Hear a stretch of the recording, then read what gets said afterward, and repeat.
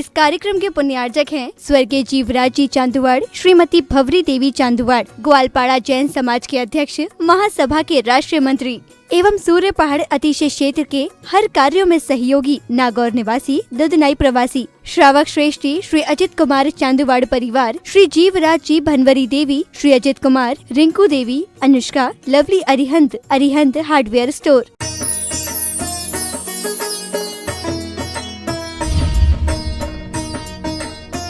आज हम यहाँ सूर्य पहाड़ पर पहुँचे हैं और बहुत सुंदर वातावरण चारों तरफ बना हुआ है। आज की हम चर्चा शुरू करना चाहते हैं आपसे, क्योंकि जीवन की वो उपलब्धियाँ हमें कब कैसे प्राप्त होंगी।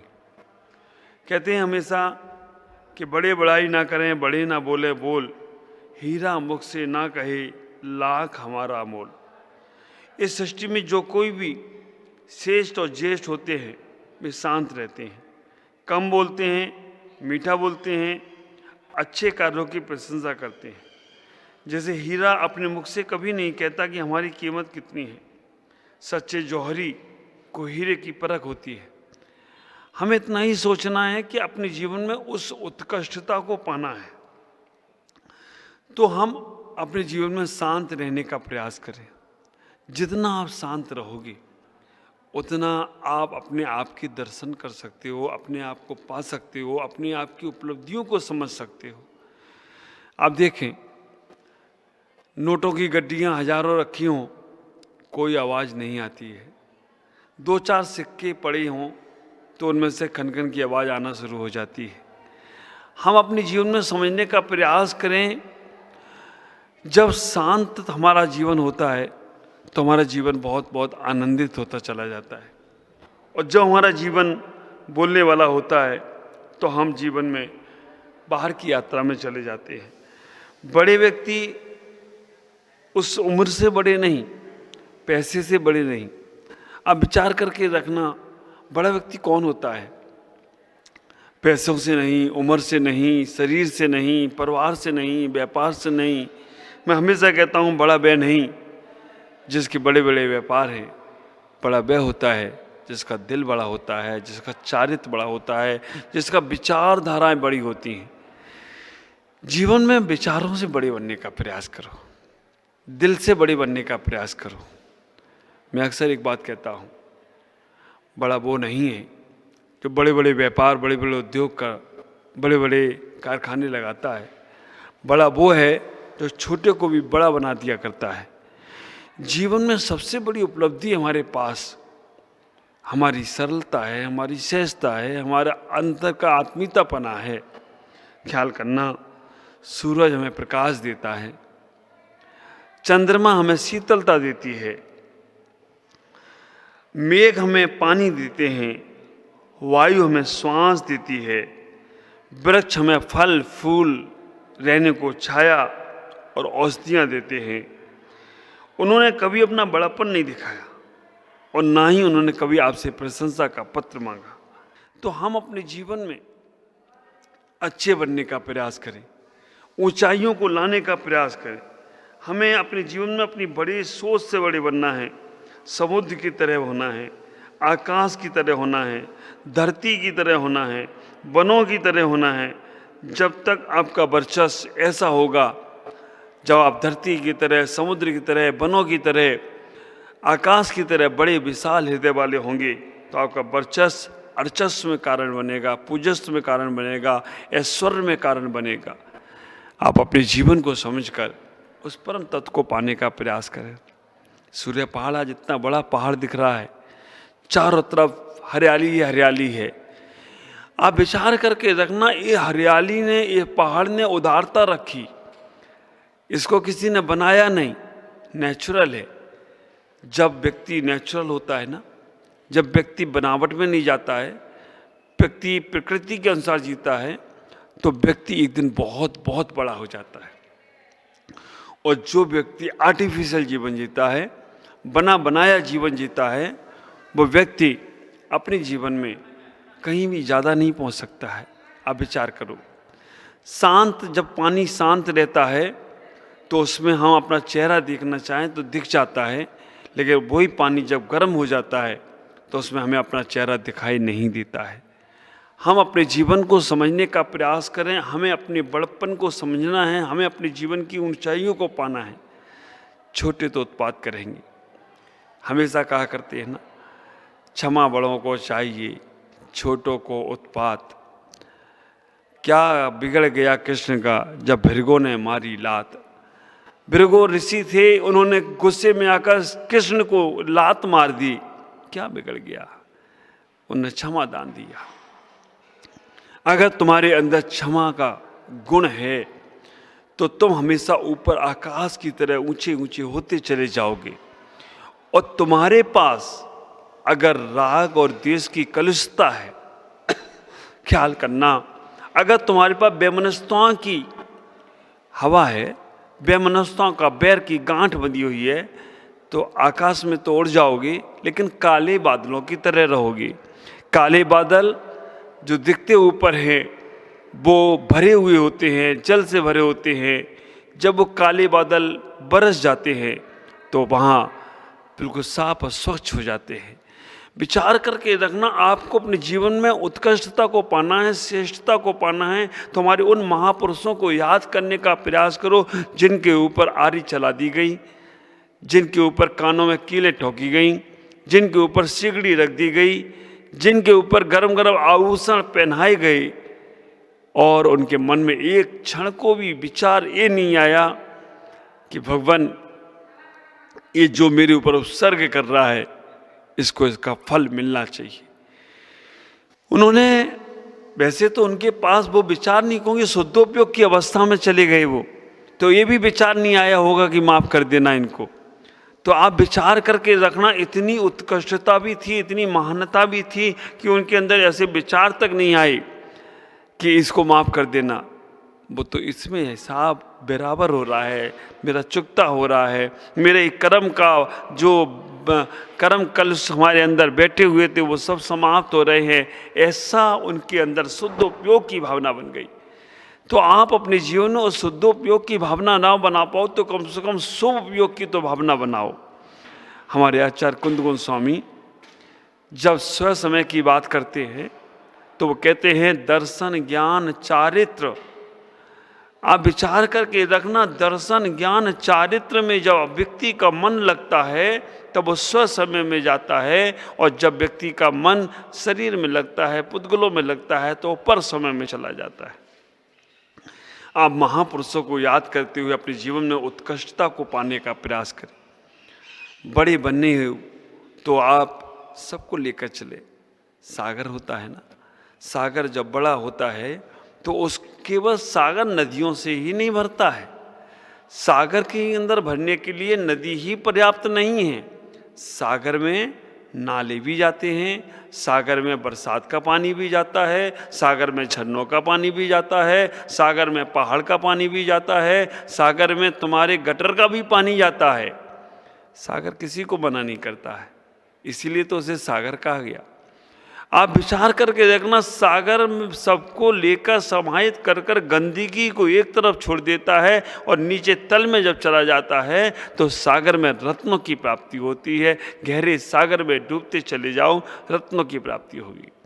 ऐसे ही अब घर के मुखिया हैं, घर के प्रमुख हैं, समाज के प्रमुख हैं, देश के प्रमुख हैं, राष्ट्र के प्रमुख हैं, संघ के प्रमुख हैं, आप कहीं भी अपनी मित्र मंडली के प्रमुख हैं, आप कोई भी चीज़ के प्रमुख हैं, व्यापारी के प्रमुख हैं, तो आपको अपना दिल बहुत बहुत बहुत बड़ा बनाना पड़ेगा।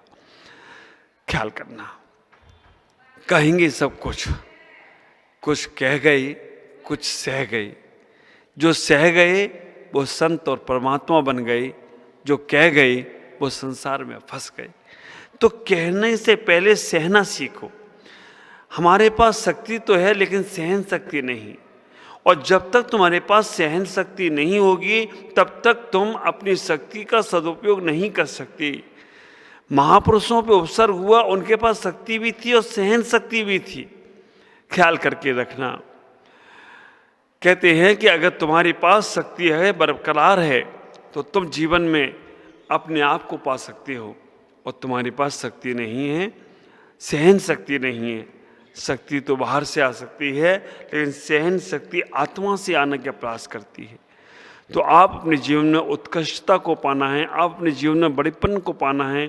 ख्याल करो, वो छोटा सा बीज, जब छोटा सा बीज मिट्टी में जाकर मिटने का प्रयास करता है, वो छोटा सा बीज मिट्टी में जाकर मिटने का प्रयास करता है, तभी वो छोटा सा बीज एक वृक्ष बन जाता है, वट वृक्ष बन जाता है और हजारों लाखों को छाया देने में कारण बन जाता है। वो बीज मिटने को तैयार ना होता तो हमारे ख्याल से वो कभी वट वृक्ष न बन पाता। वो छोटा सा बीज मिट जाता है, मिट्टी में समाहित हो जाता है, सर्दी गर्मी बरसात को सहन कर लेता है, लेकिन मुख से कुछ ऊप तक नहीं कहता है, तब कहीं जाकर वो वट वृक्ष का रूप लेता है। तो आप अपने जीवन में विचार करो, छोटा सा भी बनकर बीज में समाहित होकर मिट जाओ, अपने आप को समाहित कर दो, तो आप अपने आप बड़े बनते चले जाओगे। और अगर तुम हमेशा बड़ापन दिखाने लग गए, मैं बड़ा मैं बड़ा मैं बड़ा, तो काय के बड़ा, जो दैव में पड़ा वो बड़ा। ख्याल करो, वह बड़ा नहीं होता है जो हमेशा कहे मैं बड़ा मैं बड़ा, मुझे मान दो, मुझे सम्मान दो। बड़ा बहुत नम्रवान होता है, विनयवान होता है, यथा योग सबका सम्मान करता है। नहीं तो हमारी दशा वैसी ही हो जाएगी, बड़ा हुआ तो क्या हुआ, जैसे पेड़ खजूर, पक्षी को छाया नहीं, फल लागे अति दूर। तो हमें उस प्रक्रिया से बचना है, उस क्रिया से बचना है। तो अपने जीवन में सबको समाहित करो, सबको लेकर चलो। और एक बात का ख्याल करके रखना, बहुत सी बार तुम अगर बड़े बने हो संसार में, घर में, परिवार में, बहुत सी बार तुमको ऐसे भी लोग मिलेंगे जो तुम्हारा बहुत मान, तुम्हारा सम्मान, तुम्हें भगवान तुल्य समझेंगे, तुम्हें भगवान तुल्य मानेंगे और भगवान तुल्य मानकर तुम्हारी पूजा उपासना करेंगे, भगवान से पहले तुम्हें मानेंगे। लेकिन कभी कभी कुछ ऐसे भी लोग होते हैं जो तुम्हें बड़ा तो बन गए तुम, लेकिन तुम्हें बड़ा नहीं मानते हैं। वो अपने आप को सब कुछ समझते हैं। नादान है वो लोग, ना समझ हैं वो लोग, अज्ञानता है उनके पास। इतना ही विचार करके रखना, उनकी नादानी को, उनकी अज्ञानता को, उनकी नासमझी को हम ज़्यादा अपने दिलो दिमाग में रखें नहीं। आज नहीं तो कल उन्हें जरूर शिक्षा मिलेगी, जरूर उनकी बुद्धि का विकास होगा, जरूर उनकी समझ पैदा होगी, तब उनका जीवन अपने आप आगे बढ़ेगा। बस उनकी ओर इतना ही ख्याल रखो, जो ना समझ लोग हैं, कि वो कई गलत मार्ग पे ना चले जाएं, गलत क्रियाओं में ना चले जाएं, गलत चर्या और गलत चर्चाओं में ना चले जाएं। अगर उनके अंदर ये भाव रहा, तुम्हारे अंदर ये भाव रहा कि उनको ये समझा दिया, तो समझ के रखना तुमने उनकी नैया पाल लगा दी और तुमने उनके जीवन को बहुत बहुत आनंदित बनाया। तुम्हारे जीवन में बड़ापन आए, तुम्हारे जीवन में श्रेष्ठ बनाए, तुम्हारे जीवन में बहुत आनंद का जीवन जियो। ख्याल करो, भगवान राम के जीवन को अगर हम देखने का प्रयास करें, राम जो राज दरबार को, राज को प्राप्त करने वाले थे, उन्होंने अपने पिता के सम्मान के लिए पिता की एक आज्ञा पर वनवास को चले गए। आप बड़प्पन तो देखो उनका, वनवास को चले गए। जब रास्ते में जा रहे हैं वो, और रास्ते में कंकड़ पत्थर जब चुभे तो उन्हें दर्द हुआ, उन्हें दर्द होने लगा, उनको कष्ट होने लगा।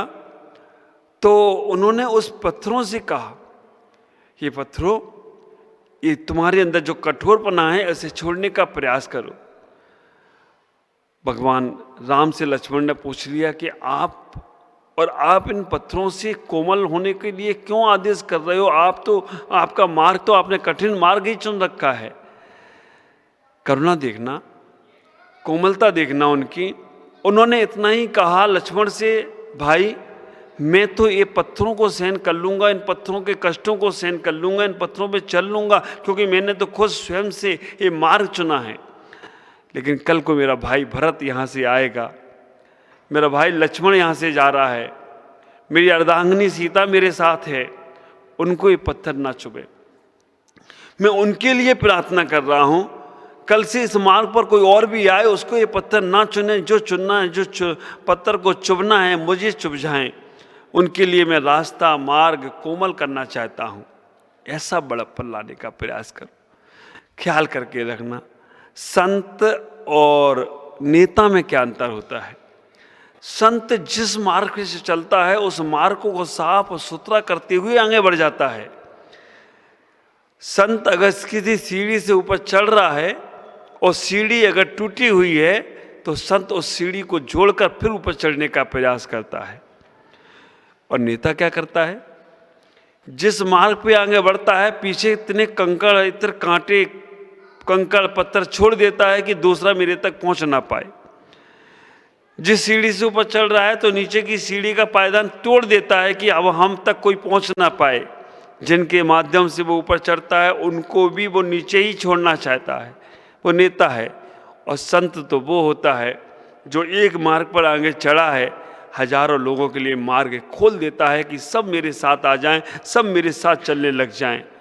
आप भी अगर घर में, परिवार में संत जैसा जीवन जी रहे हो, परिवार में संतत्व को जीने का प्रयास कर रहे हो, तो समझ के रखना, सबको इतना दिल दे दो, इतना प्रेम दे दो, इतना प्यार दे दो कि सब तुम तक पहुंचने का प्रयास करें।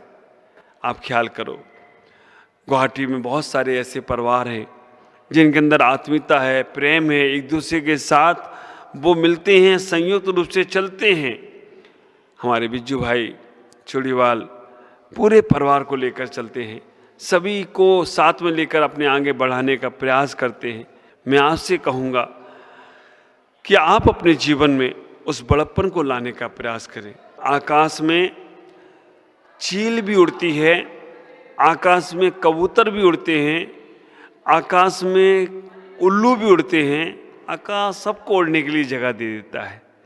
तो आप विचार करना, आपके साथ मिलने जुलने वाले लोगों में अच्छे लोग हैं तो उनको भी पनाह दो, और बुरे लोग हैं उनको भी पनाह दो। अच्छों को पनाह इसलिए देना है कि आप और अच्छे आगे बढ़ते चले जाओ, और बुरों को पनाह इसलिए देना है कि उनकी बुराइयां छुड़वा कर उन्हें अच्छा बनाने का प्रयास करो। और एक बात का ख्याल करना, हमेशा मैं कहता हूं कि पेंसिल की तरह अच्छा लिखना ना सीख पाओ तो कोई बात नहीं, रबड़ की तरह बुराइयां मिटाना शुरू कर दो तो भी तुम्हारे जीवन का कल्याण हो जाए तो कोई आश्चर्य नहीं होगा।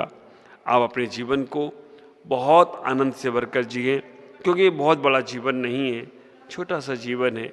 और इस छोटे से जीवन में हम बड़े बड़े बोल ना बोलें। कई लोग शेखियाँ बहारते हैं, कई लोग दिखावे का इतना बड़ा जीवन जीते हैं, जब उन पर रियल जीवन जीने के लिए कुछ नहीं बचता है तो दिखावा उनका कोई काम का नहीं रहता है।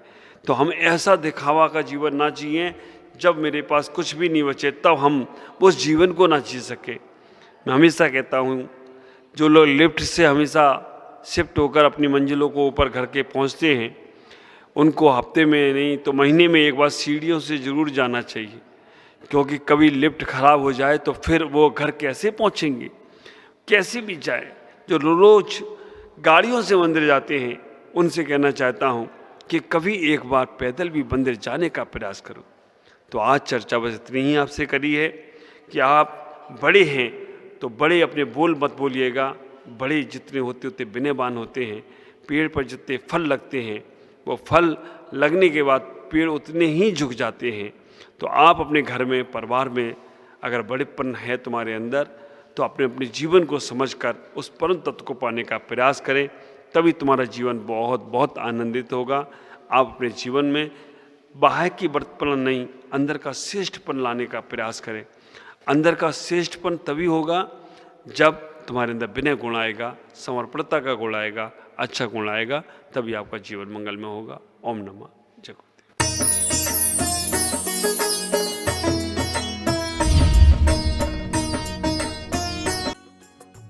इस कार्यक्रम के पुण्यार्चक थे स्वर्गीय जीवराज जी चांदुवाड़, श्रीमती भवरी देवी चांदुवाड़, ग्वालपाड़ा जैन समाज के अध्यक्ष, महासभा के राष्ट्रीय मंत्री एवं सूर्य पहाड़ अतिशय क्षेत्र के हर कार्यों में सहयोगी, नागौर निवासी, दुधनाई प्रवासी, श्रावक श्रेष्ठी श्री अजित कुमार चांदुवाड़ परिवार, श्री जीवराज जी भनवरी देवी, श्री अजित